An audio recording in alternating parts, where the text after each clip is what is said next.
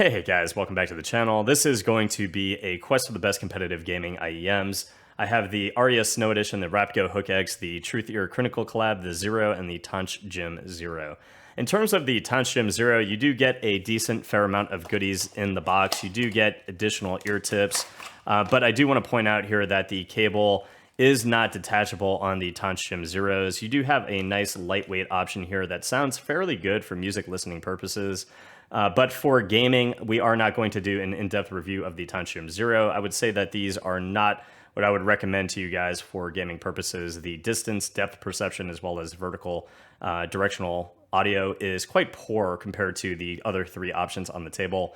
And if you are going to be using these for competitive gaming purposes, the Zero at $49.99, I would beg for you guys to save your money if you're on a tight budget until you can pay a little bit more than the Taunch Gym Zero and go for the Truthear Crinacle collab, the Zero. Because the Taunch Gym Zero definitely falls by the wayside for competitive gaming purposes, we are going to focus on the Truthear Zero, the Raptgo Hook X, as well as the Aria Snow Edition. Let's get into it. The IEMs that I want to focus on for this quest video are the two that, of course, will be joining the list. And I think the Truthear Crinacle collab, the Zero, kind of takes a special spot because it is the first sub $100 IEM that will be joining the list. And I'm going to have this at a special spot for the budget option. Now, the design here, it is an acrylic shell, and it has this kind of smoky black design where you can actually see one of the dynamic drivers underneath. The unboxing experience is great. You have a load of ear tips to choose from, and the ear tips, the default tips, are actually quite good. And the faceplate is kind of cool in the sense that it starts kind of like a light blue, and as you kind of move, it does kind of change to a darker purple. At least the way the light hits it, it kind of looks a little bit different. Both of these have a detachable 2-pin 0.78 cable. I think the cables on both of these are great. The Zero has a very lightweight black cable. It does kind of tangle on me every so often. The Raptgo Hook X kind of has this neon green and black shoelace feeling cable, and I actually really enjoy the cable on the Raptgo Hook X. To get into the technical specifications of the Zero, it does have two dynamic drivers, one 10mm driver handling your sub-bass region, and then 1.78mm driver handling the rest of the frequency response. We're going to get into how that kind of has an effect in game, but the Raptgo Hook X does have a 14.2mm planar magnetic driver, and it has one PZ driver on each side. And the thing that's very unique with the Raptgo Hook X is it does have a open back design, which is really cool in my opinion. I think it adds an extra layer to the IEMs, and for how punchy they are and how bass heavy they are, it does kind of help in that separation and keeping them open and hearing all the other audio cues that are going on around you. Now, for Valorant, the Truthear Zero happens to be extremely well performing. You get a perfect sense of where enemies are in a 360-degree radius. The only thing that I would say about the Truthear Zero is that the emphasis on the audio cues isn't quite nearly as loud, as emphasized as other IEMs in the Wallhack tier list. So as enemies are spawning around you, for instance, in a Valorant deathmatch, you will hear it, and you will hear it accurately as far as direction, but you might not get a huge emphasis on those sound cues in terms of how your attention needs to be devoted to them. But in terms of the depth perception for audio cues that are going on, you actually do happen to get a very nice depth perception, because while those things are kind of faint, you do hear things that are closer to you with a good enough emphasis to kind of pick up on everything going on around you. How that kind of transitions to Apex: when a enemy is off in a distance and you hear a Octane stim pack, for instance, on the Raptgo Hook X, if that enemy is kind of further out, or let's say a grenade falling at a distance, or an enemy reloading in Valorant at a distance, or enemy reloading at a distance in Apex, you just don't hear it with a lot of emphasis as you would do on the Raptgo Hook X or something like the Dunu Vulcans. Now, the separation here is extremely well, and you have those, again, two dynamic drivers, one handling the sub-bass region. So in Apex, when ultimates are going off, when grenades are going off, you have a driver handling those rattly noises, and you don't feel overwhelmed. The separation is very good, so you do hear audio cues going on around you as those things are happening.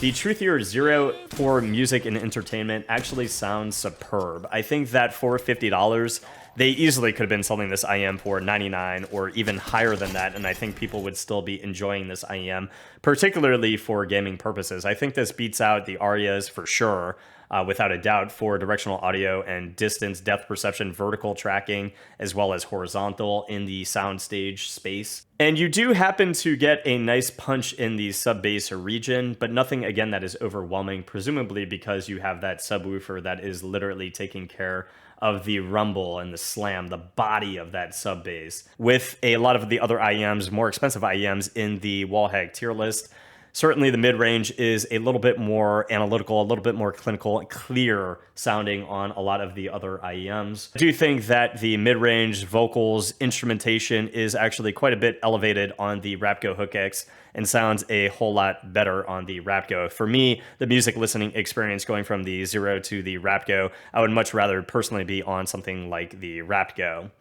Now, the Raptgo has an immense amount of punch and body on the bass and the sub bass, and that mid bass region going into the mids still remains clear. I think the imaging, the soundstage, and music happens to be quite good. But when you get into gaming, the imaging and the soundstage actually open up so much more than it sounds like in music. It's actually very interesting how good the imaging and the detail is, even that micro detail while those punchy noises are going on, how good it sounds in game. Which could, I guess, presumably be a result of that open back design, but I don't feel like I'm losing anything as far as separation when a lot of those noises are going on. I think the imaging here is superb in a 360-degree radius.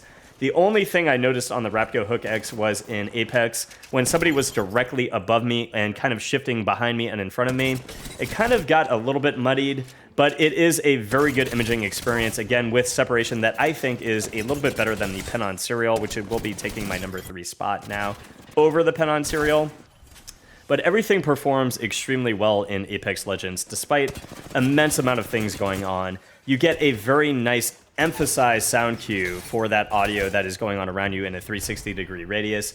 You get a pickup on the depth perception quite a bit more than something like the Zero, again, because the audio cues are a little bit louder, a little bit more emphasized, and kind of come to you in that soundstage, in that space, a little bit more refined, especially for even broad expansive maps like Apex and tac shooters, close range maps like Valorant. The Raptgo Hook X for Valorant has a special ability to provide you a very accurate alertness of what you need to focus on first. Those audio cues aren't sounding as though they're happening a little bit further away or a little bit more recessed like the Zero. You get a very punchy response of when something is coming at you and from where. The imaging is pinpoint precise on these for Valorant, and I did think that the separation again for Valorant as well as Apex was extremely good. If the soundstage isn't too big and broad and it's not too close to you, it's a very nice wide soundstage, and I do think it has a lot of depth as well as height to it.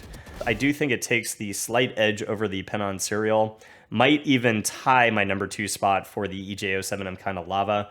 There's just this interesting flow of these IEMs with that energetic bass, with potentially what could be caused by the open back nature of the IEMs, but the imaging here is almost flawless, and I do think that these definitely deserve either a tie with the number 2 or the number 3 spot, just under the Dunu Vulcans. The Aria Snow Edition absolutely is a pretty well-functioning IEM for music listening and entertainment listening experiences. Compared to the original Aria, the bass and sub-bass are definitely toned down, but everything feels very balanced and neutral, which I personally like. I feel like all genres, again, do sound fairly good, but they don't have a lot of clinical analytical qualities, so male vocals, female vocals, to me, did not sound the best on the Aria Snow Edition compared to other IEMs in the Wallhack tier list, which are both good for gaming as well as music listening experiences, of course. But it is a single dynamic driver, and the chassis is a CNC aluminum chassis, which actually looks really nice with the snowflake design on the sides. And the unboxing experience is very similar to other Moondrop offerings, with a carrying case inside, and it does have a detachable cable with 2 sets of ear tips, a detachable 2-pin cable. I do think that for gaming in general, it does fall to the wayside. And one of the things for gaming that I noticed with the Aria is just the overall lack of emphasis on any of the audio cues that are happening around you. So when people are reloading, you don't hear it with as much of an alert as other IEMs. And the soundstage is not the biggest, either horizontally or vertically. And the imaging is not really pinpoint precise, but you do get a general sense of where everything is, especially as a result of that bass and sub bass being a little bit toned down compared to the Aria. But again, because of that being toned down and everything being very balanced, everything feels a little bit recessed. So again, it's hard to pick up audio cues going on around you, and the imaging not being the best. These will definitely not make the Wallhack tier list. But again, a fairly capable IEM if you are looking for a decent music or entertainment listening IEM. So guys, 2 IEMs that will be joining the Wallhack tier list. Of course, the Zero taking the budget spot, the budget recommendation. The Zero for $49.99, you are going to have a fantastic competitive gaming experience. You're not missing out on much. Things that are further away sound a little bit more recessed and harder to pick up on compared to something like the Raptgo Hook X, but everything in a nice radius around you, you are going to hear with great separation, great imaging. In terms of the Raptgo Hook X, what a unique IEM with that open back nature, and it just sounds phenomenal with such energetic bass and sub bass, yet maintaining fantastic separation and extremely good horizontal and vertical imaging, both aerial and again, a wide soundstage here, but nothing too wide, making things feel a little bit recessed. You get such an emphasis on the audio cues with great separation that I really do feel that these deserve a top spot on the Wallhack IEM tier list. I hope that helped, guys. If it did, please leave a sub to the channel. I'll see you guys in the next review. Peace.